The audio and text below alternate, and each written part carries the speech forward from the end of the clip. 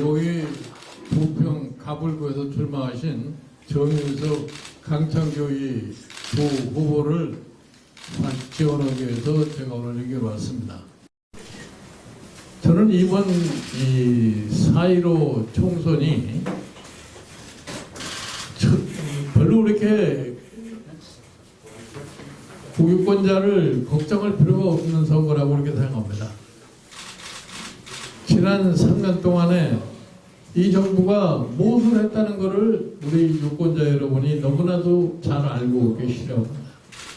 저는 이 정부가 처음 출발할 때부터 왜 그렇게 자신이 없는 정부가 했습니다. 왜 이런 말씀을 드리냐면 뭐를 이렇게 잘못을 많이 저질렀길래 1차적으로 사법부를 장악을 하고 개혁이라는 미명안의 사법부를 장악하고 언론을 장악하고 이것이 사람들의 제일 먼저 챙기는 과제였어요. 왜 그런 거 와서 지금 와서 생각해 보니까 이 사람들이 무능하고 무치하고 무법적이기 때문에 법원을 두려워하고 언론을 두려워한 그런 나머지 사법부를 장악하고 언론을 장악했다는 것이 가장 큰 과제로 된 겁니다. 그러니까 다른 분야에 있어서의 아무런 성과를 거두지 못한 거예요. 저는 이 사람들이 여러 분야에서 참 실정을 많이 했다고 생각합니다만 그 중에서도 가장 중요한 것이 뭐냐면은 국민의 삶입니다. 여러 제 일반 국민들이 매일매일 생활하는데 최근에 굉장히 엄청난 어려움을 겪고 있다고 생각합니다. 이 코로나 바이러스가 유행하니까 특히 소상공인, 자영업자 이런 사람들이 이제 한계에 도달한 것 같아요. 지난 3년 동안 어렵게 견뎌냈는데 이 코로나 바이러스가 왔기 때문에 이제는 더 이상 견뎌내기 어렵다는 한계에 봉착했다고 이렇게 생각합니다. 그러니까 코로나로 죽으나 굶어서 죽으나 마찬가지다 말이에요. 이러다가는 진짜 다 죽겠다는 것이 일반 국민의 보편적인 소리입니다. 이 사람들이 주장했던 무슨 소득주도 성장이라 하는 것이 뭘 나느냐, 실업과 폐업으로 나타난 것이 경제의 성과입니다. 이러한 성과를 놓고 봤을 적에 4.15 선거는 결과가 어떻다는 것을 우리가 명확하게 알 수 있습니다. 이러한 정권을 다시 신뢰하는 유권자는 저는 없을 거라고 생각합니다.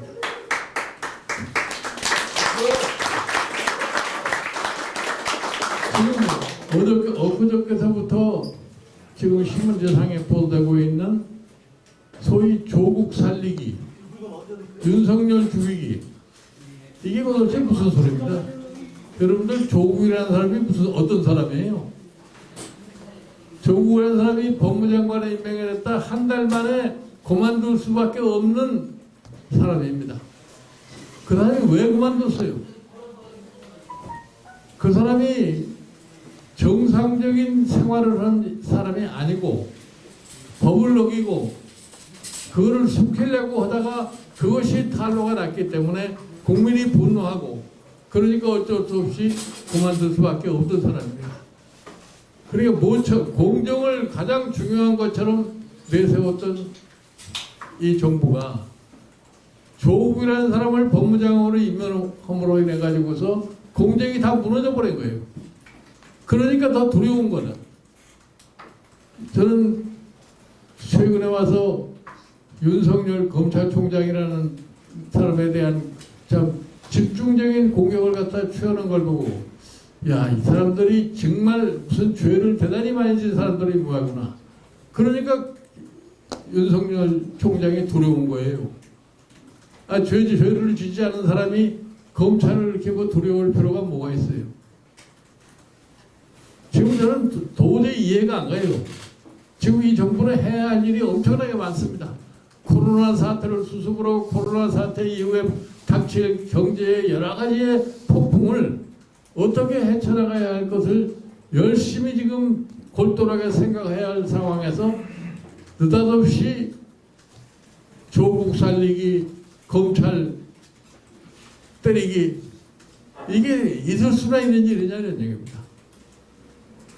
선거에 말이에요. 집권당이 뭐 할 일이 없어가지고서 조국 살리기를 하는 선거의 이슈로다가 대두한, 저는 이걸 상상할 수 없다고 생각을 해요. 그렇게 할 일이 없냐 이게 지금.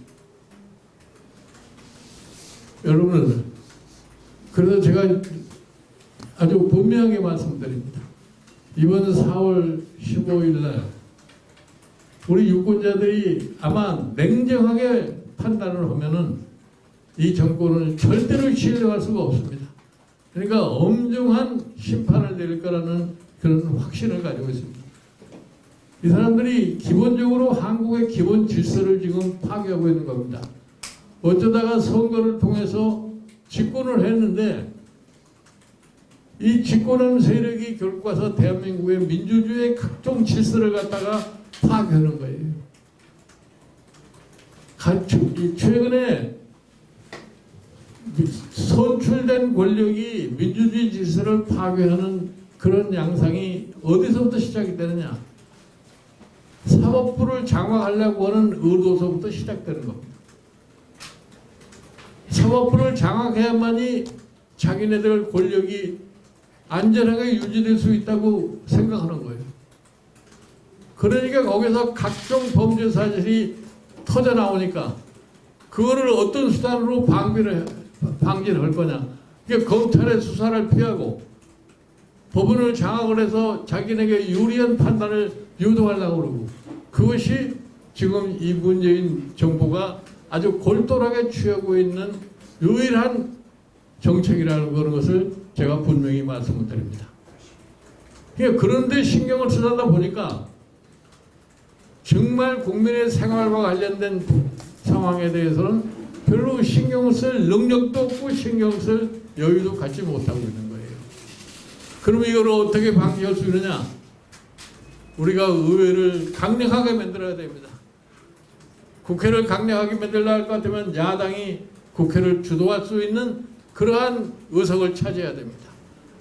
그래서 미래통합당이 이번 21대 국회에서 국회의 다수당이 돼서 행정부의 만행을 갖다가 정지시키고 수정하고 이러한 짓을 하지 않을 것 같으면 대한민국의 장래가 굉장히 어둡습니다.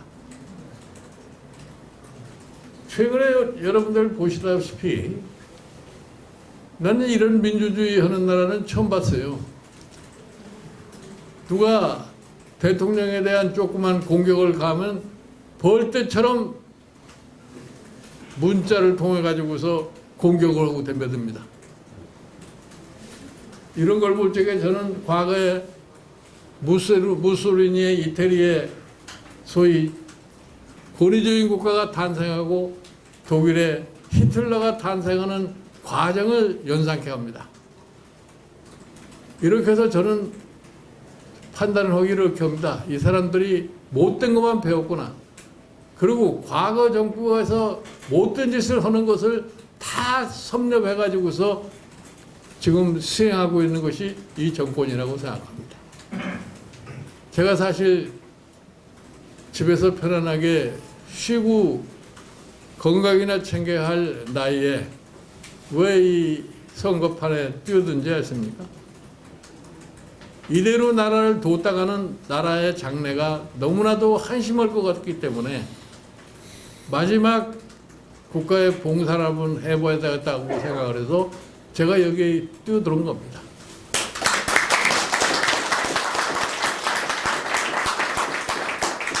그래서 제가 늘 강조하는 게 뭐예요? 저는 이 정부가 잘했으면은 제가 이 정부 탄생하는데도 적지 않은 기여를 한 사람입니다. 제가 4년 전에는 민주당을 이끌고 선거를 했어요. 그래서 일당을 만들어줬고, 그래서 그걸 바탕으로 해서 사실은 이 정권이 탄생하게 된 겁니다. 그러니까 저에 대해서 원망을 하는 국민이 굉장히 많아요. 저 사람 때문에 나라가 이 모양이 되어가는구나. 저는 그거를 다시 원점으로 돌려놓아야 되겠다고 하는 생각을 해서 오로지 나 개인보다는 미래의 한국을 생각하고 앞으로 자라나는 우리 후대를 생각을 해서 이 나라가 그동안 70년 동안 이룩해놓은 그 업적을 갖다가 보존을 해서 더 나은 국가를 만들어야 되겠다. 이래서 나온 겁니다. 그래서 사실 개인적으로는 미래통합당에 별로 매력을 못 느껴요. 이 사람들이 그동안 한 행동을 보면은 매력을 느낄 수가 없어요. 그럼에도 불구하고 제가 왜 나왔느냐. 지금 그래도 이 사람들을 통제하려면은 최선은 아니지만 차선, 4차선이라도 미래통합당이 의회를 장악을 해서 그 의회가 지금까지 잘못된 입법과제도 다 수정을 하고 그리고 더 이상 잘못을 저지르는 것을 제의를 해서 이 다음에 2년 후에 선거될 대선에서 정권을 정상적인 대통령으로다가 교체를 해서 나라의 발전을 도모해야 되겠다고 해서 제가 이러고 지금 돌아다니고 있는 겁니다. 저는 확실한 확신을 가지고 있어요.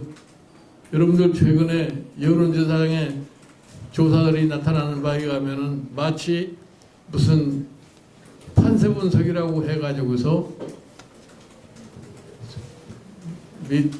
미래통합당이 굉장히 어려운 것 같이 보도가 되고 있습니다만은 이 선거 초장의 판세 분석이라는 것은 선거 결과와 아무런 관계가 없습니다.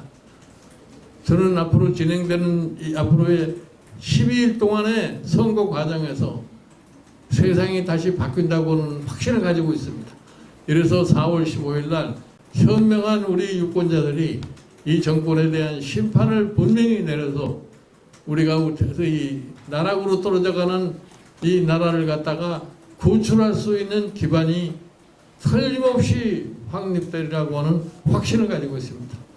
여러분들 남은 기간 동안에 열심히 여기 두 후보자를 도우셔서 이 두 후보자께서 국회에 등장해서 나라의 장래를 함께 결정할 수 있는 그러한 계기를 만드는 데 총력을 경주해 주시라는 당부를 드립니다.